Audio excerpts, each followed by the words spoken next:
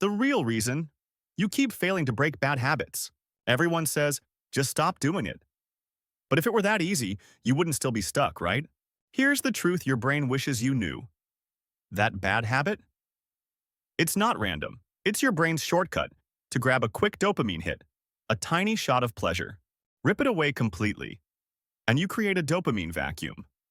Your brain hates that emptiness, so it drags you right back. The smarter way?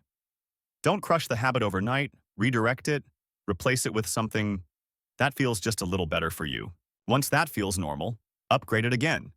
Step by step, your brain learns to crave the new path. Habits aren't erased, they're rewired. You're not fighting your brain, you're coaching it.